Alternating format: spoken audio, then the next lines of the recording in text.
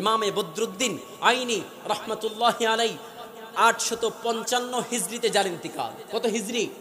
এখন 1447 হিজরি চলছে। 855 হিজরিতে যার ইন্তিকাল। সেই বদরুদ্দিন আইনি রহমতুল্লাহ আলাই বলেছেন, শোনো, আসলুল ঈদি আউদুন লিআন্নাহু মুশতাক্কুন মিন আদা ইয়াউদু আউদান ওয়া হুয়া রুজু। তিনি বলছেন ঈদ শব্দটা আসছে আল আউদু শব্দ থেকে। আল আউদু শব্দের অর্থ হচ্ছে ফিরে আসা। যে জিনিস বারবার আমাদের মাঝে ফিরে আসে সেই জিনিসটাকে ঈদ বলা হয়। সুবহানাল্লাহ বলেন।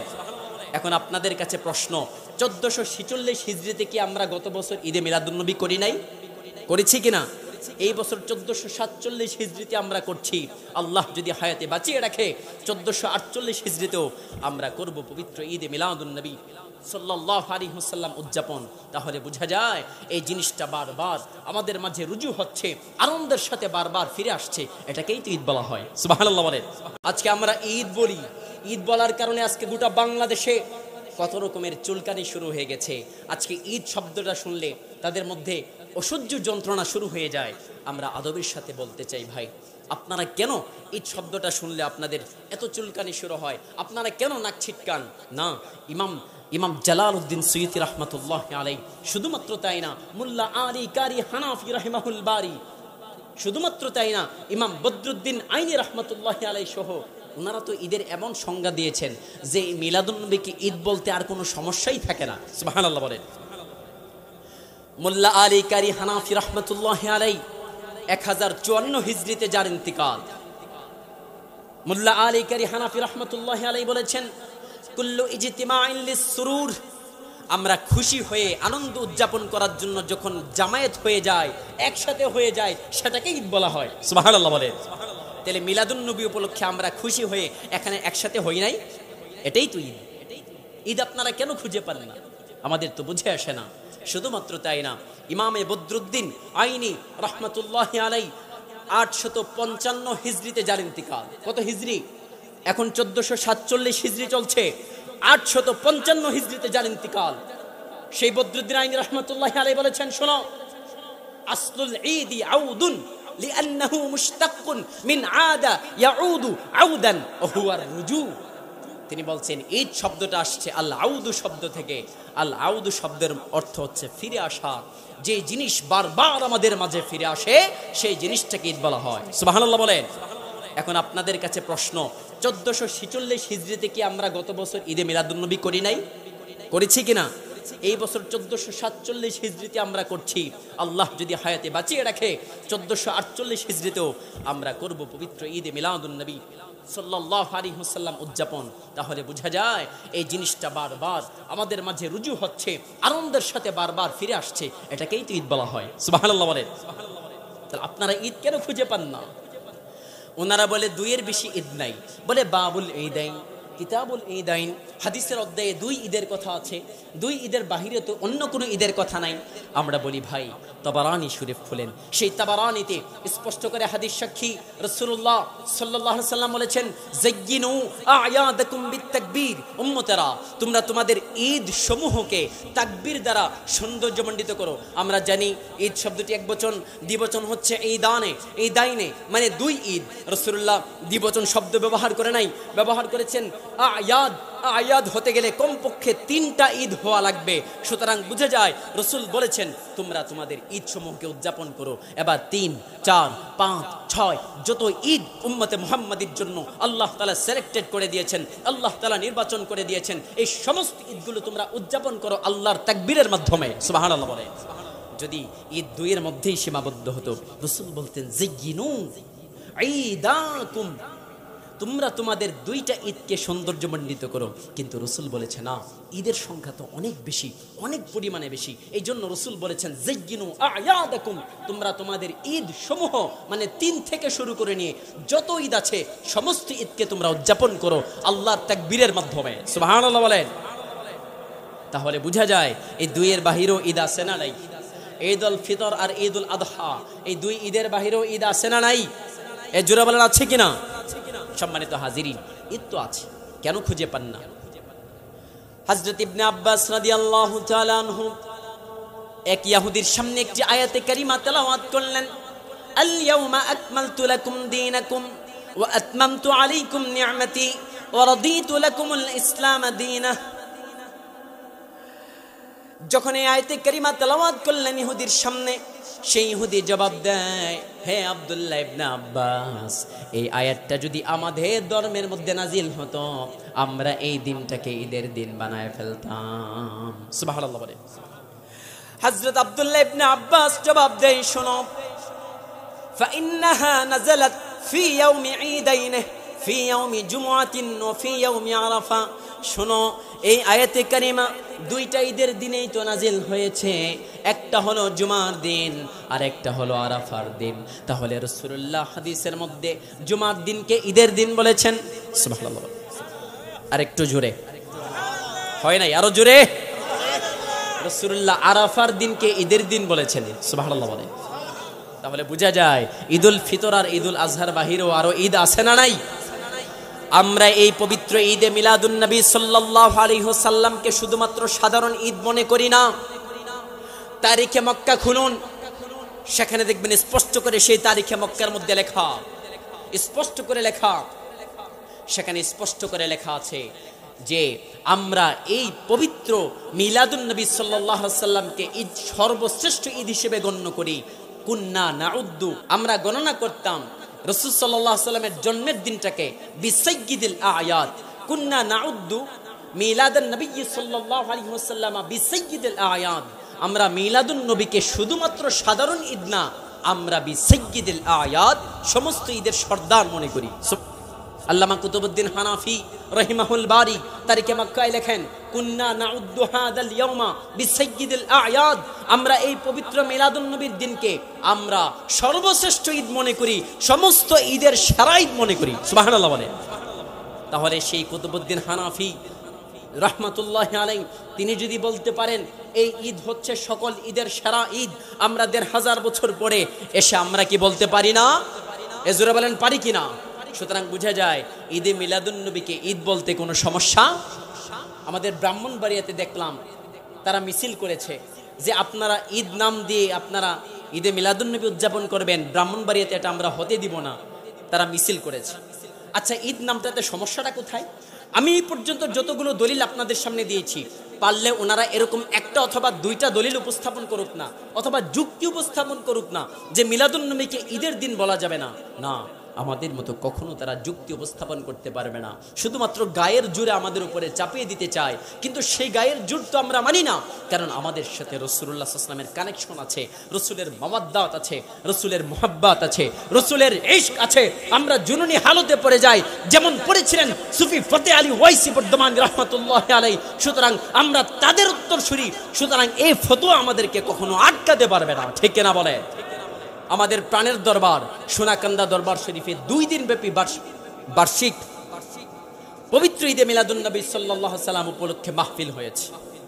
সোনাকান্দা দরবার মিলাদুন নবীকে উদযাপন করেছে, যেই দরবার আব্দুর রহমান হানাফি রাহমাতুল্লাহি আলাইহি তিনি প্রতিষ্ঠিত করে গেছেন। তারপর মরহুমে সানি রাহমাতুল্লাহি আলাইহি আবু বকর মোহাম্মদ শামসুল হুদা রাহমাতুল্লাহি আলাইহি এই দরবারকে চাষাবাদ করেছেন। বর্তমানে আমার শেখ, আমার পীর, আমার মুর্শিদে করিম আল্লামা মাহমুদুর রহমান পীর সাহেব কেবলা, যিনি সোনাকান্দা কাবিল মাদ্রাসার অধ্যক্ষ এবং দরবারের সম্মানিত গদিনিসিন পীর আলা হযরত পীর সাহেব কেবলা, বর্তমানে দরবারকে পরিচালনা করছেন। সুতরাং যেই দরবার 1000 বছর ধরে দাঁড়িয়ে আছে মানুষের মাঝে, যেই দরবার 100 বছর ধরে কোরআন সুন্নাহর খেদমতকে চালিয়ে যাচ্ছে, যেই দরবার তাদের প্রত্যেকটি কাজ কোরআন সুন্নাহ মুআফিক করে, কোরআন সুন্নাহর বিন্দুমাত্র পরিমাণ খেলাফ হলে সেই কাজকে তারা পিছনে ফেলে দেয়, যেই দরবার কখনো শিরকের সাথে সম্পৃক্ত না, যেই দরবার কখনো বেদাতের সাথে সম্পৃক্ত না, সেই দরবার 100 বছর ধরে মিলাদুন নবীকে উদযাপন করে আসছে। আমাদের বাংলাদেশের জন্য এর চাইতে বড় দলিল আমরা আর চাই না। ঠিক না বলে? আমাদের এর চাইতে বড় দলিল আর প্রয়োজন নাই। আমাদের সোনাকান্দা দরবার আমাদের প্রাণের ঠিকানা, যেখানে গেলে আমরা প্রশান্তি পাই, যেই জায়গার ঘাসগুলো এখনো জীবিত আছে মানুষের চোখের ফুটায়। কথা বলেন না কেন? বড় মাহফিলে যখন আমরা যাই দেখি মানুষ এত পরিমাণ অঝোর ধারায় কান্না করে, যে মানুষের চোখ থেকে পানির ফুঁটা পড়ছে তো পড়ছে, মনে হয় কেমন যেন বৃষ্টির মতো পানি পড়ছে সেই ঘাসগুলোর উপরে, মনে হয় কেমন যেন সেই ঘাসের উপরে বৃষ্টির ফুঁটাগুলো পড়ছে, আর সেই ঘাসগুলোকে আল্লাহ তাআলা জীবিত করছে। এভাবে বছরের পর বছর, প্রতি বছর হাজারো হাজারো লক্ষ লক্ষ আউলে কেরাম, আসফে কেরাম, অসংখ্য পাপিষ্ঠ মানুষের চোখের পানিতে যে দরবার দাঁড়িয়ে আছে, সেই দরবারের বিরুদ্ধে আমরা কিভাবে ফতোয়ার লাগাম লাগাই। সাবধান, জিহ্বাকে সংযত করুন, তা না হলে আল্লাহ লানত আর গজব পড়ে ধ্বংস হয়ে যাবে। ঠিক কিনা বলে? যেই দরবার থেকে হাজারো লক্ষ মানুষ হেদায়েতের বাণী পেয়েছে, যেই দরবার মানুষকে হেদায়েত করবার জন্য যেই দরবার প্রতিষ্ঠিত হয়েছে, দাদা হুজুর আব্দুর রহমান হানাফি রহমাতুল্লাহি আলাইহি নিজে কোদাল দিয়ে মাটি কেটে কেটে যে দরবারকে প্রতিস্থাপন করে গেছে, যেই দরবার এখনো পর্যন্ত আমাদের মধ্যে বিদ্যমান আছে, আমাদেরকে শিখায় আল্লাহকে কিভাবে চিনতে হয়, আমাদেরকে শিখায় রসুলকে কিভাবে চিনতে হয়, আমাদেরকে শিখায় রসুলের প্রেম কিভাবে তৈরি করা যায়, আমাদেরকে শিখায় রসুলের মাওয়াদ্দাত, মুহাব্বত, ইশক, জুনুনি হালতে কিভাবে যাওয়া যায়, আমাদেরকে শেখায় আল্লাহর মারিফত কিভাবে হাসিল করা যায়, আমাদেরকে শেখায় 1 জরবি 2 জরবি 3 জরবি 4 জরবি জিকির, আমাদেরকে শেখায় নফি ইসবাতের জিকির, আমাদেরকে শেখায় মুজাদ্দিদিয়া তরিকার নিসবত মোতাবেক খুফি জিকির। আমরা আল্লাহকে চিনি, আমরা রসুলকে চিনি, রসুলের প্রেম বুঝি, রসুলের ইত্তেবা বুঝি। যেই দরবার থেকে, সেই দরবার হলো আমাদের প্রাণের দরবার, সোনাকান্দা দরবার শরীফ। ঠিক কিনা বলে? সুতরাং সে দরবারে তো মিলাদুন নবী উদযাপন হয়। সুতরাং আমরা সাধারণ মানুষ এত দলিল খুঁজবার দরকার নাই। আমাদের বড় দলিল হচ্ছে সোনাকান্দা হয়তো হয়, ফুরফুরাতে হয়তো হয়, শর্ষিনাতে হয়তো হয়, সতুরাতে হয়তো হয়, পুরকুলে হয়তো হয়, খারেরাতে হয়তো হয়। এর চেয়ে বেশি দলিল আপনার কি লাগবে বলে? ঠিক না বলেন? আল্লাহ রাব্বুল আলামিন বলেন, إنا أرسلناك شاهدا ومبشرا ونذيرا لتؤمنوا بالله ورسوله وتعزروه وتوقروه وتسبحوه بكرة وأصيلا। আল্লাহ পাক বলেন, হাবিব, নিশ্চয় আমি আপনাকে পাঠিয়েছি পৃথিবীর জমিনে শাহিদান, সাক্ষী হিসেবে। আপনি অন্যান্য নবী এবং তার উম্মতদেরকে সাক্ষী দিবেন তাদের ব্যাপারে আল্লাহর কাছে কঠিন কিয়ামতের ময়দানে। আপনাকে জান্নাতের সুসংবাদদাতা হিসেবে পাঠিয়েছি, আপনাকে জাহান্নাম থেকে ভীতি প্রদর্শনকারী রূপে পাঠাইছি। হাবিব, আপনাকে পৃথিবীতে পাঠাইলাম লিতুমিনু বিল্লাহি ওয়া রাসূলিহি, যেন তারা আল্লাহর প্রতি ঈমান আনয়ন করতে পারে, তার রাসূলের প্রতি ঈমান আনয়ন করতে পারে, তারা যেন আপনাকে সম্মান করতে পারে, তারা যেন আপনাকে সাহায্য করতে পারে, তারা যেন সকাল সন্ধ্যায় আল্লাহর নামের তাসবিহ পাঠ করতে পারে। এই জন্য রাসূল আপনাকে আমি পৃথিবীতে পাঠিয়েছি। সুবহানাল্লাহ বলে। তারা যেন আপনাকে সম্মান করতে পারে। এই সম্মানটা কিভাবে করব? রাসূল তো এখন আমাদের মাঝে নাই। রাসূলুল্লাহ তো সেই রওজা মুবারক জান্নাতুল ফিরদাউসে মদিনাতুল মুনাওয়ারায় শুয়ে গেছেন। তাহলে রাসূলের সম্মান কেমনে করব? এর স্পষ্ট জবাব দেওয়া হয়েছে তাফসীরে হাক্কির মধ্যে। তাফসীরে হাক্কির মধ্যে ইসমাইল হাক্কি হানাফি রাহমাতুল্লাহি আলাইহি জবাব দিয়েছেন, ওয়া মিন তা'যীমিহি আমালুল মাউলিদি ইযা লাম ইয়াকুন ফীহি মুনকার। সুবহানাল্লাহ বলেন। তাফসীরে হাক্কির মধ্যে আসছে, রাসূলের মিলাদকে তোমরা উদযাপন করবে যাতে তাতে কোনো পাপের কাজ না থাকে, গর্হিত কাজ না থাকে, গান বাদ্য না থাকে, অশ্লীলতা না থাকে। এই গান বাদ্যকে ছেড়ে দিয়ে, হারাম কাজ ছেড়ে দিয়ে রাসূলের মিলাদকে উদযাপন করো, এটাই তোমাদের জন্য রাসূলকে তাজিম করা হয়ে যাবে। সুবহানাল্লাহ বলেন। তিনি সেখানে লিখেছেন, ওয়াকাল আল ইমাম সিয়ুতি রাহিমাহুল্লাহ কুদ্দিসা সিররুহু, ইমাম সিয়ুতি রাহমাতুল্লাহি আলাইহি তিনি বলেছেন, ইস্তাহিব্বু লানা ইজহারুশ শুকরি লিমাউলিদিহি আলাইহিস সালাতু ওয়াস সালাম। সেই নবম শতাব্দীর মুজাদ্দিদ বলেছেন, আমাদের জন্য মুস্তাহাব হবে মুহাম্মদ সাল্লাল্লাহু আলাইহি ওয়াসাল্লামের খুশিতে আনন্দিত হয়ে পবিত্র ঈদে মিলাদুন নবীকে উদযাপন করা। সুবহানাল্লাহ বলেন। তাহলে ঈদে মিলাদুন নবী পালন করা সেই নবম শতাব্দীতে ইমাম সুয়ুতি রাহমাতুল্লাহি আলাইহি তিনি বলেছেন এটা মুস্তাহাব আমল। সুতরাং আমরা এখানে বেদাত খুঁজবো না, এখানে বেদাত খুঁজা যাবে না।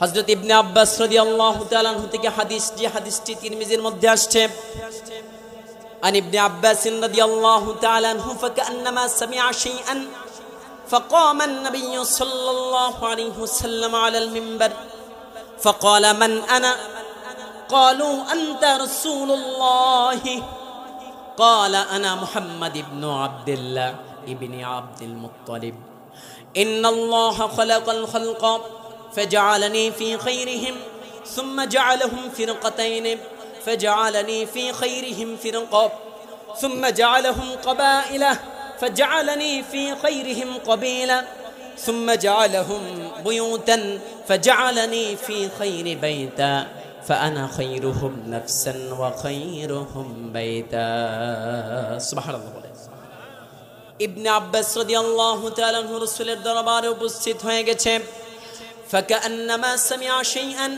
মুনাফিকরা রাসূলের শানে কি যেন তারা বলছিল ইবনে আব্বাস বলে ইয়া রাসূলুল্লাহ মুনাফিকরা আপনার শানে বিভিন্ন কথা বলছে আমার রাসূল আর দেরি করে নাই সাথে সাথে মিম্বরের উপরে দাঁড়িয়ে গেলেন প্রশ্ন করলেন সাহাবীরা বলো মান আনা আমি কে সাহাবীরা জবাব দেয় আনতা রাসূলুল্লাহ আপনি হচ্ছেন আল্লাহর রাসূল সাল্লাল্লাহু আলাইহি ওয়াসাল্লাম রাসূলুল্লাহ বলেন আনা মুহাম্মদ ইবনে আব্দুল্লাহ ইবনে আব্দুল মুত্তালিব আমি হলাম মুহাম্মদ আমার পিতা হলেন আব্দুল্লাহ আমার দাদা হলেন আব্দুল মুত্তালিব ইন্নাল্লাহা খালাকাল খালকা ফাজআলানি ফি খায়রিহিম আল্লাহ তাআলা গোটা সৃষ্টি জগৎকে সৃষ্টি করেছেন তার মধ্যে সবচেয়ে শ্রেষ্ঠ করে আমাকে আল্লাহ রাব্বুল আলামিন সৃষ্টি করেছেন সুবহানাল্লাহ সুম্মা জাআলাহুম ফিরকাতাইনি তারপরে আল্লাহ দুইটা দল সৃষ্টি করেছেন তন্মধ্যে সর্বশ্রেষ্ঠ দলে আমাকে পাঠিয়েছেন আল্লাহ তাআলা অসংখ্য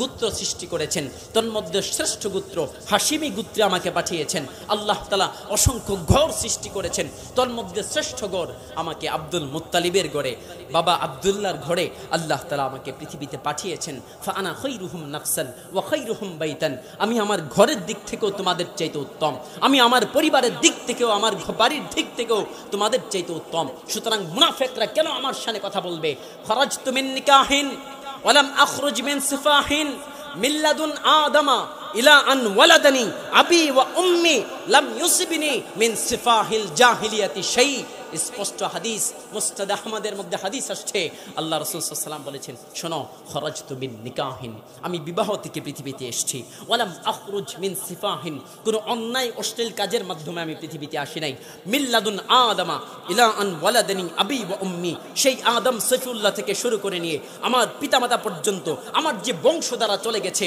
এই বংশধারার মধ্যে সামান্য পরিমাণ আমার বংশধারার মধ্যে কিলোকাল হয় নাই সামান্য পরিমাণ কোনো অন্যায় কাজ অশ্লীলতার কোনো ছিটে ফুটাও লাগে নাই সুবহানাল্লাহ বলে সম্মানিত সুধী তাহলে রাসূলুল্লাহ নিজের মিলাদ নিজের জন্ম বৃত্তান্ত আলোচনা নিজে করছেন সুবহানাল্লাহ বলেন যারা বলেন আল্লাহু আকবার সুতরাং রাসূলের সেই মিলাদ আলোচনা করলে কি দোষের কিছু আছে নাকি যারা বলেন আছে রাসূলুল্লাহ বলেছেন আমার মা স্বপ্নে দেখেছেন যখন আমি পৃথিবীতে এসেছি তখন শাম দেশের প্রাসাদগুলো পর্যন্ত আলোকিত হয়ে গেছে সুবহানাল্লাহ বলেন আল্লাতী রাআত হিনা ওয়াদাআতনি কদ খরাজা লাহা নূরুন আদাআত লাহা মিনহু কুসুরাশ শাম যখন আমার আল্লাহ আমাকে পৃথিবীতে পাঠিয়েছেন আমি নাজিল হয়েছি সেই মক্কায় কিন্তু সেই শাম দেশের প্রাসাদগুলো পর্যন্ত আমি মুহাম্মদুর রাসূলুল্লাহ সাল্লাল্লাহু আলাইহি ওয়াসাল্লামের নূরের ঝলকে নূরের বাতির পাওয়ারে সেই শাম দেশের প্রাসাদগুলো পর্যন্ত আলোকিত হয়ে গেছে আল্লাহু আকবার বলেন হাজিরিন তো বলছিলাম এক মহিলা সাহাবী রাসূলুল্লাহকে চাদর দিয়েছে আল্লাহর নবী হযরত চাদরটা গায়ে দিয়েছে একজন পুরুষ সাহাবী আসলো ইয়া রাসূলুল্লাহ চাদরটা আমাকে দিয়ে দেন আল্লাহর হাবিব সাল্লাল্লাহু আলাইহি ওয়াসাল্লামের একটা অভ্যাস ছিল তার কাছে যদি কেউ কোনো কিছু চাইতো আল্লাহ রাসূল সাল্লাল্লাহু আলাইহি ওয়াসাল্লাম কখনো না করতে পারতেন না হ্যাঁ ঠিক আছে যাও সাহাবী চাদরটা তোমাকে আমি দিয়ে দিলাম সাহাবী চাদরটা নিয়ে গেল বাকি সমস্ত সাহাবীরা বলছে বুকারাম তুমি বুঝো নাই রাসূলুল্লাহকে মাত্র মহিলা সাহাবী চাদরটা দিয়ে গেছে আর তুমি চাদরটা রাসূলুল্লাহ থেকে খুঁজে নিয়ে নিলা ব্যাপারটা কি সাহাবী এমন জবাব দিয়েছে সমস্ত সাহাবীরা তারা থমকে দাঁড়িয়ে গেছে নিঃশব্দে তারা দাঁড়িয়ে গেছে চুপ হয়ে দাঁড়িয়ে গেছে সাহাবী বলছে শোনো আমার রাসূলুল্লাহর এই যে চাদর মোবারক নিলাম এটা এমনিতেই নেই নাই আমি নিয়েছি কেন রাসূলুল্লাহর চাদর মোবারক যখন আমি ইন্তিকাল করব লাআল্লি উকাফিনু ফিহা আমি ইন্তিকাল করার পর আমার শরীরে যদি রাসূলুল্লাহর এই চাদর মোবারক লাগায় দাও তাহলে আমার কবরে কখনো জাহান্নামের আগুন স্পর্শ করবে না। এই জন্য রাসূলুল্লাহর শরীর মোবারক থেকে চাদর মোবারক খুলে আমি আমার নিজের শরীরে লাগাই দিতে চাই আমার মৃত্যুর পরে, তাহলে কবরের আযাব আমাকে স্পর্শ করবে না। আল্লাহু আকবার বলেন। কি রাসূল কি কোনো হাদিসে বলেছেন যে আমার চাদর তোমরা কবরে নিয়ে যাও? না, কোনো হাদিসে রাসূল বলে নাই। তার মানে বুঝে যায় যেখানে ইশকে রাসূলের কথা আছে, যেখানে হুব্বে রাসূলের কথা আছে, সেখানে এত বেশি দলিল খোঁজা লাগে না। যদি আমি হারাম কাজ না করে থাকি, তাহলে হালাল কাজ যেভাবে ইচ্ছা আমি যেভাবে চাই আমি সেভাবেই করতে পারি। ইশকে রাসূলের ফতোয়া সব জায়গায় চলে না। ইশকে রাসূল যেখানে কাজ করে ফতোয়া সব জায়গায় চলে না। হুব্বে রাসূল যেখানে কাজ করে ফতোয়া সেখানে চলে না। যদি ফতোয়া চলতো তাহলে এই সাহাবীর উপরে সবার আগে ফতোয়া লাগতো, কারণ এই সাহাবী বেদাত কাজ করেছে। কারণ রাসূল কোনো হাদিসে বলে নাই আমার চাদর মুবারক তোমরা কবরের মধ্যে নিয়ে যাও, কিন্তু সেই সাহাবী নিজ থেকেই ফতোয়া ডেলিভারি দিয়েছে, না, আমার রাসূলের চাদর মুবারক যদি আমার শরীরে থাকে তাহলে কবরের আযাব আমাকে স্পর্শ করবে না। আল্লাহু আকবার বলেন। আমরা কেন বুঝি না? রক্তপান করা কি হালাল নাকি হারাম? কথা বলেন না কেন? রক্তপান করা কি হারাম? কিন্তু মালিক বিন সিনান রাদিয়াল্লাহু তাআলা আনহু সেই উহুদের যুদ্ধে আমার রাসূলুল্লাহর দান্দান মুবারক যখন শহীদ হয়ে গেছে, রাসূলুল্লাহর মুখ দিয়ে রক্ত মুবারক বের হওয়া শুরু করলো। মালিক বিন সিনানকে রাসূলুল্লাহ দিলেন, হে মালিক বিন সিনান, আমার রক্ত মুবারক তুমি পাশে নিয়ে ফালায়া দিয়ে আসো। কিন্তু সে মালিক বিন সিনান তিনি এত ছোট আশেক হন নাই আমার রাসূলের রক্ত মুবারক মাটিতে ফেলে দেবে। সেই মালিক বিন সিনান তিনি কি করেছেন জানেন? তিনি সেই রক্ত মুবারক নিয়েছেন, পর্দার উপরে গিয়েছেন, রাসূলুল্লাহর রক্ত মুবারক চটে জিহ্বা দিয়ে চটে চটে খেয়েছেন। খেয়ে আবার রাসূলের কাছে আসছেন, ইয়া রাসূলুল্লাহ, ও সাহাবী রক্ত কি করেছো? সাহাবী জবাব দেয়, ইয়া রাসূলুল্লাহ, আপনার রক্ত মুবারক তো পান করে ফেলেছি। হ্যাঁ, কি বলো, পান করে ফেলেছো? জি হ্যাঁ ইয়া রাসূলুল্লাহ, আপনার রক্ত মুবারক আমি পান করে ফেলেছি। আমার নবী সাথে সাথে জবাব দেয়, লান তামাসসাকান নার, সাহাবী আমার রক্ত তোমার শরীরের ভিতরে ঢুকে গেছে, তোমার শরীরে কোনোদিন জাহান্নামের আগুন স্পর্শ করবে না। সুবহানাল্লাহ। দেখেছেন, রাসূলের রক্ত মুবারক পান করেছে, যেখানে লোকটা কবিরা গুনাহগার হয়েছে, জাহান্নামী হওয়ার কথা, কিন্তু না, এখানে ইশকে রাসূল কাজ করেছে, না জাহান্নামী হয় নাই, বরঞ্চ দুনিয়ায় থাকতেই আল্লাহর রাসূল থেকে জান্নাতের গ্যারান্টি আর ওয়ারেন্টি দিয়েছেন। সুবহানাল্লাহ বলে। আব্দুল্লাহ বিন জুবাইর রাদিয়াল্লাহু তাআলা আনহু থেকেও একটা হাদিস আছে, রাসূল রক্ত মুবারক দিয়েছেন, সেই রক্ত মুবারক তিনি পান করে ফেলেছেন। সুবহানাল্লাহ বলেন। তাহলে বোঝা যায় নবীদের জন্মের জায়গা থেকে, নবীরা যেই সময়ে জন্মগ্রহণ করে সেই সময় থেকে, নবীদের চুল মুবারক থেকে, নবীদের দাড়ি মুবারক থেকে, নবীদের সাথে সংশ্লিষ্ট সমস্ত বিষয় থেকে বরকত হাসিল করা যায়। সুবহানাল্লাহ বলেন। তাহলে ঈদে মিলাদুন নবী থেকে বরকত হাসিল করা যাবে না? এই জোরে বলেন, যাবে কিনা? সম্মানিত হাজিরিন, সময় সংক্ষিপ্ত, যেহেতু এই মাস পবিত্র মিলাদুন নবী সাল্লাল্লাহু আলাইহি ওয়াসাল্লামের মাস, এজন্য সরাসরি আমি আমার মূল আলোচনায় প্রবেশ করছি। ইমামে কাসতালানী রাহমাতুল্লাহি আলাইহি, যিনি জগৎ বিখ্যাত একজন ইমাম ছিলেন, ইমামে কাসতালানী রাহমাতুল্লাহকে প্রশ্ন করা হয়েছে, হুজুর আপনার একটু অভিমত জানতে চাই, লাইলাতু মিলাদিন নবী সাল্লাল্লাহু আলাইহি ওয়াসাল্লাম আফদল আম লাইলাতুল কদর? নূর নবী হযরতদের হাজার বছর আগে এই দুনিয়ার মধ্যে যে রাত্রিবেলা আগমন করেছেন, সেই রাত্রটা আল্লাহর কাছে উত্তম, নাকি যে লাইলাতুল কদর, যে কদরের রজনীতে আল্লাহ পাক কোরআন নাজিল করেছেন? হুজুর আপনার কাছে জানতে চাই, সেই রাত্রটা নাকি আল্লাহর কাছে উত্তম? ফাআইয়ুমা আফদল? হুজুর একটু জবাব দেন, কোন রাত্রটা আল্লাহর কাছে উত্তম? উজিবা। এবার ইমামে কাসতালানী রাহমাতুল্লাহি আলাইহির পক্ষ থেকে জবাব দেওয়া হলো। ইমামে কাসতালানী জবাব দিলেন, أن ليلة مولد النبي صلى الله عليه وسلم أفضل من ليلة القدر من وجوه ثلاثة. سبحان الله. ইমামে কাসতালানী রাহমাতুল্লাহি আলাইহি লিখেন, শোনো, পবিত্র মিলাদুন নবী সাল্লাল্লাহু আলাইহি ওয়াসাল্লামের রাত্রিটা আল্লাহর কাছে এত বেশি মর্যাদাবান যে লাইলাতুল কদরের চাইতে মিলাদুন নবীর রাত্রটা আল্লাহর কাছে বেশি মর্যাদাবান, বেশি শ্রেষ্ঠ। শুধুমাত্র এক দিক দিয়ে নয়, আমি কাস্তালানি 3 দিক দিয়ে প্রমাণ করব। 3টা যুক্তির আলোকেই রাসূলুল্লাহ সাল্লাল্লাহু আলাইহি ওয়াসাল্লামের পৃথিবীতে আসার রাত্রটা আল্লাহর কাছে কদরের রাত্রির চাইতে আরো বেশি উত্তম। সুবহানাল্লাহ। সম্মানিত ভাইরা আমার, ইমামে কাস্তালানি বলেন, শোনো, 1 নম্বর হলো কদরের রজনী মর্যাদাবান হওয়ার পিছনে 1 নম্বর কারণ হলো ইন্না আনজালনাহু ফি লাইলাতিল কদর। আল্লাহ কদরের রজনীতে পবিত্র কালামুল্লাহ হাকিম কুরআনকে নাজিল করেছেন। সুবহানাল্লাহ বলেন, আরেকটু জোরে চিল্লায়া বলেন না। কদরের রজনীতে আল্লাহ পাক কুরআন কারীমকে নাজিল করেছেন।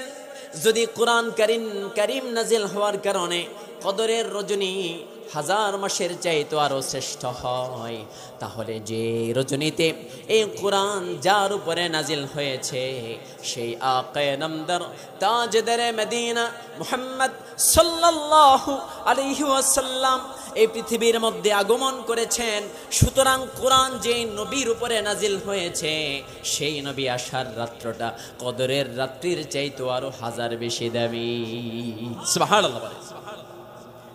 তাইলে কুরআন নাজিল হওয়ার কারণে যদি কদরের রজনীর মর্যাদা আল্লাহর কাছে এত বেশি বেড়ে যায়, 1000 মাসের চাইতে আরো শ্রেষ্ঠ হয়ে যায়, তাহলে এই কুরআন যার উসিলায় পৃথিবীতে আসার সুযোগ হয়েছে, এই কুরআন যার উপরে নাজিল হয়েছে, এই কুরআন যেই কারণে আজকে কুরআন হয়েছে, যেই কুরআন থেকে একটি অক্ষর তেলাওয়াত করলে আমাদের আমলনামায় আল্লাহ সওয়াব যুক্ত করেন। মান ক্বারাআ মিন কিতাবিল্লাহি তাআলা ফালাহু 10 হাসানাতিন। যে আল্লাহর কুরআন থেকে তেলাওয়াত করবে একটি অক্ষর, আল্লাহ তাআলা তার আমলনামায় 10টি নেকি দান করবেন। সুবহানাল্লাহ বলেন। লা আকুলু আলিফ লাম মিম হারফুন বাল আলিফুন হারফুন ওয়া লামুন হারফুন ওয়া মিমুন হারফুন। শোনো, আলিফ লাম মিম এখানে একটা অক্ষর নয়, আলিফ হচ্ছে একটা অক্ষর, লাম হচ্ছে একটা অক্ষর, মিম হচ্ছে একটা অক্ষর। সুতরাং কেউ যদি ঈমানের সাথে আলিফ লাম মিম তেলাওয়াত করতে পারে, আমার রাসূলুল্লাহর হাদিস সাক্ষী আল্লাহ পাক তার আমলনামায় 30টি নেকি সাথে সাথে লিখে দিবে। সুবহানাল্লাহ বলেন। তাহলে যেই কোরআন হয়েছে, যেই কোরআন তেলাওয়াত করলে পড়ে এত পরিমাণ সওয়াব, এই সওয়াব যার উসিলায় আমরা পেয়েছি, শোনো তোমরা, সেই রাসূলের রাত্রটা, আগমনের রাত্রটা আল্লাহর কাছে কদরের রাত্রির চাইতে আরো বেশি দামি। সুবহানাল্লাহ। ইমামে কাস্তালানি রাহমাতুল্লাহি আলাইহি দ্বিতীয় যুক্তি দেন, লাইলাতুল কদর মর্যাদাবান হওয়ার পিছনে অন্যতম কারণ হলো এই রাতে জিব্রাইল আলাইহিস সালাতু ওয়াস সালাম পৃথিবীর মধ্যে অবতরণ করেন, পৃথিবীর মধ্যে নামেন। যদি জিব্রাইল আলাইহিস সালাতু ওয়াস সালাম পৃথিবীতে অবতরণ করার কারণে, পৃথিবীতে নামার কারণে আল্লাহ পাক যদি কদরের রজনীর মর্যাদা 1000 মাসের চেয়ে আরো বেশি করতে পারে, তাহলে যিনি জিব্রাইলেরও নবী, নবী কুল সরদার, সমস্ত নবীদেরও নবী, সেই নূর নবী হযরত যেই রাত্রটাতে পৃথিবীর মধ্যে আগমন করেছেন, আমরা বিনা দ্বন্দ্বে, আমরা কোনো তর্কে না যে নিঃসন্দেহে আমরা বলতে পারি কদরের রজনীর চাইতো রাসূলুল্লাহর আগমনের রাত্রিটা আল্লাহর কাছে উত্তম। আল্লাহু আকবার বলেন, জোরে বলেন আল্লাহু আকবার। ইমামে কাস্তালানি রাহমাতুল্লাহি আলাইহি এবার তৃতীয় যুক্তি দেন, শোনো, কদরের রজনী মর্যাদাবান হয়েছে কেন? সালামুন হিয়া হাত্তা মাতলাইল ফাজর। কারণ কদরের রজনীতে আল্লাহ এমন ক্ষমার ঘোষণা দেন, যে ক্ষমার ঘোষণা একেবারে সুবহে সাদিক পর্যন্ত থাকে। তাহলে সম্মানিত হাজিরিন, যদি কদরের রজনীতে সুবহে সাদিক পর্যন্ত ক্ষমার ঘোষণা করার কারণে যদি আল্লাহ কদরের রজনীর মর্যাদা হাজার মাসের চাইতে আরো শ্রেষ্ঠ করতে পারে, তাহলে আমার নূর নবী হযরতের তো নির্দিষ্ট কোনো সীমানাও নাই, রাসূলুল্লাহর তো নির্দিষ্ট সীমানা নাই।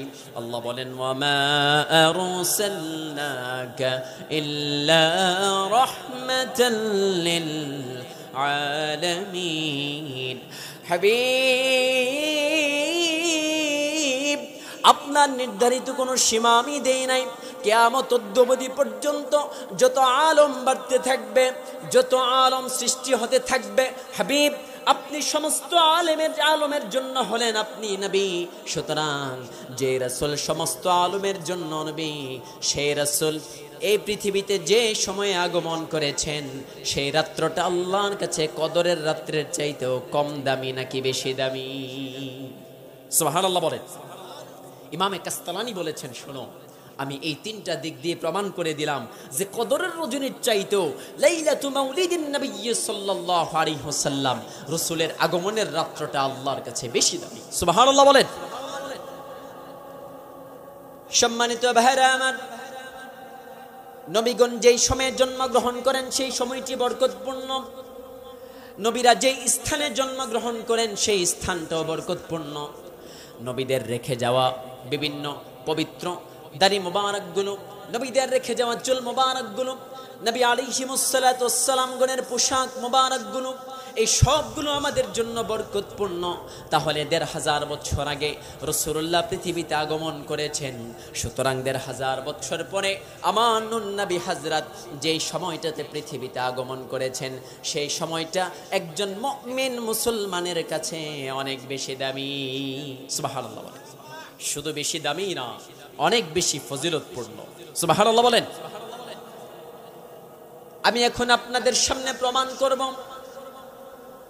নবীদের জন্মের কারণে ওই দিনটাকে আল্লাহ অনেক বেশি শরাফত মর্যাদা দান করেছেন।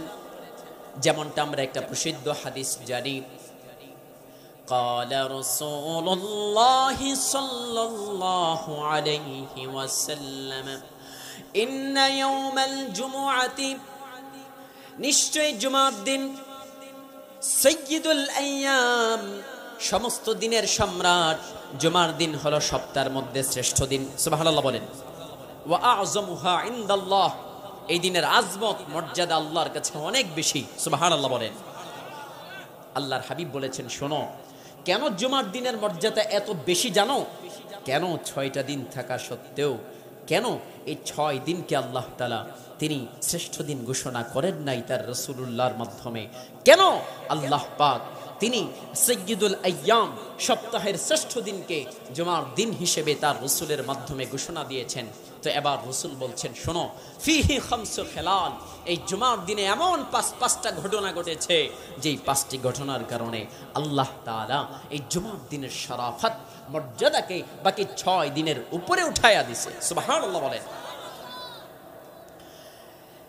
ফিহি খামসু খিলালিন, তোর মধ্যে 5টি বিষয় আছে। 1 নম্বর, খালাকাল্লাহু ফিহি আদম, এই দিনে আল্লাহ পাক আদমকে সৃষ্টি করেছেন।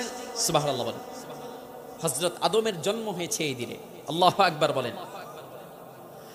ওয়া আহবাতাল্লাহু ফিহি আদামা ইলাল আরদ, এই দিনে আল্লাহ পাক আদম আলাইহিস সালাতু ওয়াস সালামকে পৃথিবীর জমিনে পাঠিয়েছেন। 3 নম্বর কারণ হলো ওয়া তাওয়াফাল্লাহু ফিহি আদম, এই দিনে হযরত আদম আলাইহিস সালাতু ওয়াস সালাম মৃত্যুবরণ করেছেন। 4 নম্বর কারণ হলো এই দিনে এমন একটা সময় আছে, লা ইয়াসআলুল্লাহ আবদান, লা ইয়াসআলুল্লাহ আবদুন ইল্লা আ'তাহুল্লাহু মিনহু, বান্দা আল্লাহর কাছে যা কিছু চায় এমন একটা সময় আছে, বান্দা চাইতে দেরি, আল্লাহ পাক রব্বুল আলামিন বান্দাকে দিতে দেরি করে না। সুবহানাল্লাহ। বান্দা আল্লাহর কাছে চাইতে দেরি, আল্লাহ বান্দাকে দিতে দেরি করেন না। এই হলো 4 নম্বর কারণ। 5 নম্বর হচ্ছে ফিহি তাকুমুস সাআ, শোনো উম্মতেরা, এই দিনেই কিয়ামত সংঘটিত হবে। সুতরাং আসমান, জমিন, গ্রহ, নক্ষত্র, সমস্ত তারকারাজি, এমন কিছু নাই যে শুক্রবার দিনের ব্যাপারে ভয়ের মধ্যে থাকে না, না জানি কখন কিয়ামত সংঘটিত হয়ে যায়। আল্লাহু আকবার বলেন। তাহলে এখান থেকে আমরা কি বুঝতে পারলাম? আল্লাহ পাক রব্বুল আলামিন তিনি জুমার দিনকে শারাফাত মর্যাদা দান করেছেন 5টি কারণে। তার মধ্যে 1 নম্বর কারণ হলো এই দিনে হযরত আদম আলাইহিস সালাতু ওয়াস সালাম জন্মগ্রহণ করেছেন। তাহলে এখন আপনাদের সামনে আমি বলতে চাই, যদি হযরত আদম জন্মগ্রহণ করার কারণে আল্লাহ পাক যদি জুমার দিনের মর্যাদা বাকি সমস্ত 6 দিনের উপরে উঠাতে পারে, তাহলে আমার রাসূলুল্লাহর যেদিন জন্ম হয়েছে সেই রাত্রটা কি আল্লাহ গোটা পৃথিবীর সমস্ত দিন থেকে আরো বেশি মর্যাদাবান করতে পারে না? ইয়া রাসূল, কমন সেন্স বলছে পারে যেখানে আদম সৃষ্টি হতো না, যেখানে আদম আলাইহিস সালাতু ওয়াস সালামের নাম মানুষ জানতো না, যেখানে আদম সফিউল্লাহ পৃথিবীর মধ্যে আসতো না, যেখানে আদম সফিউল্লাহ হতে পারতো না, যেখানে আদম আলাইহিস সালাতু ওয়াস সালাম আমাদের জাতির পিতা হতে পারতো না, যেখানে যেই সময়ে হযরত আদম হয়েছে, যার উসিলায় হয়েছে সেই মুহাম্মদ সাল্লাল্লাহু আলাইহি ওয়াসাল্লাম যেই রাত্রটাতে পৃথিবীতে আগমন করেছেন, যেই সময়ে পৃথিবীতে এসেছেন, সেই সময়ের বরকত আল্লাহর কাছে কত বেশি পরিমাণ। সুবহানাল্লাহ বলে। সম্মানিত হাজিরিন, এইগুলো সময়ের বরকত। এখন আপনাদেরকে হাদিস শোনাবো। নবীরা যে জায়গার মধ্যে জন্মগ্রহণ করে সেই জায়গার মর্যাদা আল্লাহ রাব্বুল আলামিন অনেক বেশি রেখেছেন। সুবহানাল্লাহ বলে। মাজমাউজ জাওয়ায়েদের হাদিস, রাসূলুল্লাহ সাল্লাল্লাহু আলাইহি ওয়াসাল্লাম মেরাজ করবার জন্য পবিত্র মক্কাতুল মুকাররমা থেকে ইসরা করে করে রাসূলুল্লাহ বাইতুল মুকাদ্দাস যাচ্ছিলেন। বাইতুল মুকাদ্দাস যাওয়ার পথে জিবরিল আলাইহিস সালাতু ওয়াস সালাম বললেন, হুজুর এখানে আমাদেরকে একটু নামতে হবে, এখানে আমাদেরকে নামাজ পড়তে হবে। রাসূলুল্লাহ জিবরিলকে নিয়ে নামলেন, নামাজ আদায় করলেন। রাসূল জিজ্ঞেস করলেন, এই ভাই জিবরাইল, আইনা সাল্লাইতা, তুমি কোথায় নামাজ পড়েছো? হযরত জিবরাইল জবাব দেয়, ইয়া রাসূলুল্লাহ ইয়া হাবিবাল্লাহ, আমি নামাজ পড়েছি এটা এমন জায়গা যেই জায়গাটার নাম হচ্ছে বাংলাতে যেটাকে বলা হয় বেথেলহাম, অর্থাৎ বাইতুল লাহাম। আমি বাইতুল লাহামে নামাজ আদায় করেছি, বেথেলহামে নামাজ আদায় করেছি। তো বেথেলহামটা কি? হযরত জিবরাইল জবাব দেয়, ইয়া রাসূলুল্লাহ, এটা এমন জায়গা যেই জায়গায় হযরত ঈসা রুহুল্লাহ জন্মগ্রহণ করেছেন। সুবহানাল্লাহ বলে। সম্মানিত ভাইরা আমার, যদি ঈসা রুহুল্লাহ জন্মগ্রহণ করার কারণে হযরত ঈসা রুহুল্লাহর জন্মের স্থানটাকে আল্লাহ বরকতপূর্ণ করতে পারে, যদি রাসূলুল্লাহর মেরাজের সফরে যাওয়ার পথে রাসূলুল্লাহকে নামায়া যদি আল্লাহ তাআলা নামাজ পড়াইতে পারে, তাহলে আমার নূর নবী হযরত ১৫০০ বছর আগে যে জায়গার মধ্যে তিনি জন্মগ্রহণ করেছেন সেই জায়গার বরকত আল্লাহর কাছে কম নাকি বেশি? আল্লাহর নূর নবী হযরত তিনি আমাদের মতো তো সাধারণভাবে পৃথিবীতে আসে নাই, আমরা তো অতি সাধারণভাবে পৃথিবীতে এসেছি। যখন পৃথিবীতে এসেছি মায়ের গোপনাঙ্গ দিয়ে পৃথিবীর মধ্যে এসেছি। শরীরের মধ্যে কোনো কাপড় ছিল না, শরীরের মধ্যে কোনো বস্ত্র ছিল না, কোনো কিছুই ছিল না। মানুষ এসে আমাকে দেখেছে, আমার লজ্জাস্থান দেখেছে, আমি উলঙ্গ অবস্থায় এই পৃথিবীর মধ্যে অবতরণ করেছি। কিন্তু আমার রাসূলুল্লাহর বেলায় কিন্তু এরকমটা হয় নাই। আল্লাহর হাবিব বলেন, ইন্নী ওয়ালিদতু মাখতুনান ওয়া লাম ইয়ারা আহাদুন সাওআতি। সুবহানাল্লাহ বলেন। ইন্নী ওয়ালিদতু মাখতুনান, আমি খতনা করা অবস্থায় পৃথিবীর মধ্যে এসেছি। ওয়া লাম ইয়ারা আহাদুন সাওআতি, আমি রাসূলুল্লাহর লজ্জাস্থান কেউ দেখে নাই। সুবহানাল্লাহ বলেন। আমি আর আপনি আমাদের লজ্জাস্থান সাধারণ মানুষ দেখেছে, কিন্তু আল্লাহর হাবিব বলেন, না, আমি তো তোমাদের মতো সাধারণ না, আমি অসাধারণ। আমার লজ্জাস্থান কেমনে তোমরা দেখবা? দেখার পজিশন আল্লাহ রাখে নাই, দেখার সিস্টেম আল্লাহ তাআলা তৈরি করে দেয় নাই। শোনো, আমি পৃথিবীতে এসেছি খতনা করা অবস্থায়, জান্নাতি কাপড় পরিহিত অবস্থায় আমি পৃথিবীর ময়দানে হাজির হয়ে গেছি। সুতরাং সেই জান্নাতি কাপড়ের ভিতর দিয়ে আমার লজ্জাস্থান দেখার সক্ষমতা কারো হয় নাই। আমাকে আল্লাহ তোমাদের থেকে আলাদা করে, তোমাদের থেকে ডিফারেন্স করে, তোমাদের থেকেও আরো বেশি পরিবর্ধন পরিমার্জিত সংশোধিত করে, তোমাদের থেকেও আরো অনেক বেশি সুন্দর করে শান শৌকতে ফেরেশতারা তাকবীর দিচ্ছিল। মা মারিয়াম উপস্থিত হয়ে গিয়েছে, আসিয়া উপস্থিত হয়ে গেছে, সবাই চারদিক থেকে উপস্থিত হয়ে গেছে। ফেরেশতারা রাসূলুল্লাহকে অভিবাদন জানাচ্ছে, ফেরেশতারা তাকবীর দিচ্ছে, আমার রাসূলুল্লাহর রিসালাতের স্লোগান করছে, আমার রাসূলুল্লাহর প্রেমের কথা বলছে, আমার রাসূলুল্লাহর মাওয়াদ্দাতের কথা বলছে, আমার রাসূলুল্লাহর ইশকের কথা বলছে, আমার রাসূলুল্লাহর জুনুনের কথা বলছে, রাসূলের প্রেমে পাগল পারার হওয়ার কথা বলছে। ফেরেশতারা দিওয়ানা হয়ে গেছে, সমস্ত কুল কায়নাত দিওয়ানা হয়ে গেছে। পাখিগুলো কেমন যেন বলছে, আরে আসছে তো একজন আব্দুল্লাহর ঘরে, মুহাম্মদ সাল্লাল্লাহু আলাইহি ওয়াসাল্লাম, যিনি এই জামানার শ্রেষ্ঠ নবী এবং রাসূল। পাখালি বলছে, গাছপালা বলছে, আসমান রাজি বলছে, শোনো আসছে মুহাম্মদ সাল্লাল্লাহু আলাইহি ওয়াসাল্লাম। গোটা পৃথিবীটাকে আলোকিত করবার জন্য জমিন ডেকে ডেকে বলছে, আসছে মুহাম্মদ সাল্লাল্লাহু আলাইহি ওয়াসাল্লাম। এই পৃথিবীটাকে সৌন্দর্যমণ্ডিত করবার জন্য গোটা কুল কায়নাত রাসূলুল্লাহকে চিনতে পেরেছে। রাসূলুল্লাহকে আহলান সাহলান মারহাবান বিকা ইয়া রাসূলুল্লাহ দ্বারা রাসূলুল্লাহকে অভিবাদন জানিয়েছে।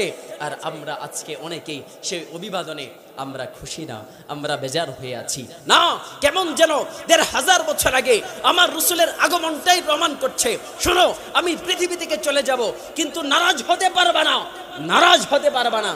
আমি চলে যাব, মামাতি খায়রুল লাকুম, আমার চলে যাওয়াটাও তোমাদের জন্য কল্যাণকর। সুতরাং চলে যাব, কান্নার কিছু নাই, খুশি হবা। ও আম্মা বিনিআমাতি রাব্বিকা ফাহাদ্দিস, খুশি হয়ে ১৫০০ বছর আগে আমি মুহাম্মদ সাল্লাল্লাহু আলাইহি ওয়াসাল্লাম যে পৃথিবীর জমিনে এসেছি, আমি রাসূলের জন্মের খুশিতে আনন্দ করবে, আনন্দ উদযাপন করবে, আমি রাসূলুল্লাহর আদর্শকে অনুসরণ করবে, এটাই তোমাদের জন্য রেখে গেলাম। আমার মৃত্যু শোক দিবস পালন করবার তোমাদের দরকার নাই। সুবহানাল্লাহ বলে।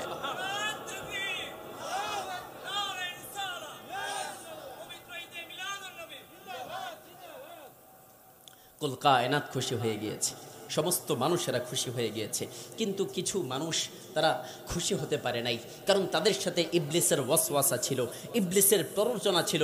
ইবলিস নিজেও খুশি হতে পারে নাই, কিছু মানুষকেও খুশি হতে দেয় নাই, কেমন যেন তাদের অন্তরে ঢুকায় দিয়েছে, তোমাদের রাজত্ব আজ থেকে শেষ হয়ে যাবে। মুহাম্মদুর রাসূলুল্লাহ চলে এসেছে, মুহাম্মদ সাল্লাল্লাহু আলাইহি ওয়াসাল্লাম পৃথিবীর জমিনে পাড়া দিয়েছে, রাসূল পৃথিবীতে এসে গেছে, তোমাদের রাজত্ব শেষ। আজকে তোমাদের সমস্ত রাজত্বকে ধ্বংস করে মুহাম্মদ সাল্লাল্লাহু আলাইহি ওয়াসাল্লামকে আল্লাহ তাআলা রাজত্বের মধ্যে বসাবেন। আজ থেকে আর ক্ষমতাগিরি চলবে না, আজ থেকে আজ জুলুম চলবে না, আজ থেকে আর বিশৃঙ্খলা চলবে না, আজ থেকে আর রাহাজানি চলবে না, আজ থেকে অপর ভাইয়ের প্রতি জুলুম চলবে না, অত্যাচার, অশ্লীলতা, বেহায়াপনা, মদ পান, জুয়া কোনো কিছুই চলবে না। সব আমার আল্লাহ বন্ধ করে দেওয়ার ব্যবস্থা করেছে। তো কার মাধ্যমে করেছে? কার মাধ্যমে করেছে? তিনি হচ্ছেন আমার আপনার নবী আকে নামদার তাজদারে মদিনা মুহাম্মদুর রাসূলুল্লাহর মাধ্যমে। আল্লাহু আকবার বলে। সেই রাসূলের আগমনে আমি আর আপনি কি খুশি? এই জোরে বলেন খুশি। সম্মানিত ভাইরা আমার, আপনাদেরকে তাবারানী শরীফের একটি হাদিস শোনাই। ইন্নান নাবিয়্যা সাল্লাল্লাহু আলাইহি ওয়াসাল্লাম আক্কা আন নাফসিহি বা'দা আন-নবুওয়া, নিশ্চয়ই আমার নবী হযরত তিনি নিজের পক্ষ থেকে রাসূলুল্লাহ সাল্লাল্লাহু আলাইহি ওয়াসাল্লাম তিনি আবার পুনরায় রাসূলুল্লাহ নিজের পক্ষ থেকে তার জন্মের কারণে খুশি হয়ে রাসূলুল্লাহ মানুষকে খাওয়ানোর ব্যবস্থা করলেন। রাসূলুল্লাহর দাদা আব্দুল মুত্তালিব রাসূলুল্লাহর জন্য রাসূলুল্লাহর ৭ম দিনের মাথায় আকিকার অনুষ্ঠান করেছিলেন। কিন্তু রাসূলুল্লাহর ৪০ বছর হয়ে যাওয়ার পর আমার নবী হযরত আবার নিজের আকিকা নিজে দিলেন। সুবহানাল্লাহ বলেন। মানুষের আকিকা কতবার হয়? জোরে বলেন না, কয়বার? কিন্তু আমার রাসূলের আকিকা হয়েছে 2 বার। বলেন কতবার? আমার রাসূল যখন পৃথিবীতে এসেছেন, দাদা আব্দুল মুত্তালিব রাসূলুল্লাহকে নিয়ে বাক্কাতুল মুকাররমায় চলে গেছে, কাবা শরীফের পাশে রাসূলুল্লাহকে নিয়ে মোহাব্বত করে নিজের নাতিকে নিয়ে চলে গেছে। কত বেশি ভালোবেসেছে নিজের নাতিকে, নিয়ত করেছে নাতি হয়েছে ৭ম দিনের মাথায় মক্কাবাসীকে খাওয়ানোর ব্যবস্থা করব। ৭ম দিনের মাথায় রাসূলুল্লাহর আকিকা করলেন। সুবহানাল্লাহ বলে। আবার যখন রাসূলুল্লাহর বয়স ৪০ বছর পার হলো, তারপর রাসূলুল্লাহ নিজের পক্ষ থেকে আবার আকিকা করলেন। সুবহানাল্লাহ বলে। ইমামে সিয়ুতি রাহমাতুল্লাহি আলাইহি, যিনি ৯ম শতাব্দীর মুজাদ্দিদ, 911 হিজরিতে যার ইন্তিকাল, এত জগৎ বিখ্যাত ইমাম যিনি 70 বারের বেশি আমার রাসূলুল্লাহকে দেখেছেন, সুবহানাল্লাহ বলেন। যিনি 500-এরও বেশি কিতাব লিখেছেন, এত জগৎ বিখ্যাত একজন পণ্ডিত, একজন আলেম, ইমাম জালালউদ্দিন সুয়ুতি রাহিমাহুল বারি, তিনি বলেছেন, শোনো, তোমরা হাদিসটা পড়েছো, কিন্তু এই হাদিসের হিকমত কি তোমরা বুঝতে পারো নাই? মানুষের আকিকা হয় একবার, কিন্তু মুহাম্মদুর রাসূলুল্লাহর আকিকা হয়েছে 2 বার। তো কেন হয়েছে 2 বার? শোনো, মুহাম্মদ সাল্লাল্লাহু আলাইহি ওয়াসাল্লামের আকিকা দাদা আব্দুল মুত্তালিব একবার পালন করেছে, তো রাসূলুল্লাহ 40 বছর পরে আবার কেন তিনি নিজের আকিকা নিজে দিলেন? শোনো, নিজের আকিকা এই জন্য দিয়েছেন, রাসূলুল্লাহ নিজের মিলাদে, নিজের জন্মে খুশি হয়ে জন্মকে উদযাপন করবার জন্য নিজের আকিকা আবারও 40 বছর পরে দিয়েছেন। আল্লাহু আকবার বলেন। ইমাম সুয়ুতি বলেন, তোমরা ঈদে মিলাদুন নবী খুঁজে পাও না, আমরা তো খুঁজে পেয়েছি তাবারানী শরীফের হাদিসে। সুতরাং যেখানে ইমাম সুয়ুতি মিলাদুন নবী খুঁজে পেয়েছেন, যিনি 9ম শতাব্দীর মুজাদ্দিদ, আর আমরা আজকে তার ছাত্র হওয়ারও যোগ্য না, আমরা কেন ঈদে মিলাদুন নবী খুঁজে পাই না? ঠিক কিনা বলেন? আরেকটু জোরে, আরো জোরে। আমরা কেন ঈদে মিলাদুন নবী খুঁজে পাই না? আমাদেরকে ইমাম জালালউদ্দিন সুয়ুতি রাহমাতুল্লাহর মতো আশিক হতে হবে। সুবহানাল্লাহ বলেন। বলেন না কার মতো? ইমাম জালালউদ্দিন সুয়ুতির মতো আশিক হতে হবে, মুল্লা আলী কারি হানাফির মতো আশিক হতে হবে, ইমাম বদরুদ্দিন আইনি রাহমাতুল্লাহর মতো আশিক হতে হবে, আমাদেরকে তাজউদ্দিন সুবুকির মতো আশিক হতে হবে, আমাদেরকে ইবনে কাসির রাহিমাহুল্লাহর মতো আশিক হতে হবে, আমাদেরকে নুরউদ্দিন হাইসামি রাহিমাহুল্লাহর মতো আশিক হতে হবে। তাহলে আশিক হলেই ঈদে মিলাদুন নবী খুঁজে পাওয়া যাবে। ঠিক কিনা বলেন? সম্মানিত ভাইরা আমার, শুধুমাত্র আমার রাসূলুল্লাহর জন্মের সময় না, শুধুমাত্র আমার রাসূলুল্লাহর জন্মের স্থানও না, আল্লাহর প্যারা নবীর দাড়ি মোবারক, কাপড় মোবারক, রাসূলুল্লাহর চুল মোবারক, রাসূলুল্লাহর রক্ত মোবারক, সবগুলো থেকে সাহাবে কেরাম তারা বরকত খুঁজেছেন। আর আমরা আজকে কেন বরকত খুঁজে পাই না? রাসূলুল্লাহর বিলাদত থেকে, রাসূলুল্লাহর জন্ম থেকে। প্রিয় ভাইরা আমার, আপনাদেরকে হাদিস শোনাবো। উম্মে সুলাইম রাদিয়াল্লাহু তাআলা আনহা রাসূলুল্লাহর শরীর মোবারক থেকে ঘাম সংগ্রহ করে আমার নবী উম্মে সুলাইমকে ডেকে ডেকে বলে, হে উম্মে সুলাইম, কেন তুমি আমার শরীর থেকে ঘাম সংগ্রহ করছো? উম্মে সুলাইম জবাব দেয়, ইয়া রাসূলুল্লাহ, ইয়া হাবিবাল্লাহ, নারজু বারাকাতাহা। রাসূল, আপনার ঘাম মোবারক থেকে বরকত হাসিল করতে চাই, বরকত হাসিলের জন্য ওগো আল্লাহ প্যারা হাবিব আপনার ঘাম সংগ্রহ করতেছি। আমাদের বাচ্চারা যখন অসুস্থ হয়ে যাবে, নারজু বারাকাতাহা লিসবিয়ানিনা, যখন বাচ্চারা অসুস্থ হয়ে যাবে, বাচ্চাদের সুস্থতার জন্যে সেই আপনার ঘাম মোবারকগুলোকে ব্যবহার করব, এই জন্য ঘাম মোবারক সংগ্রহ করতেছি।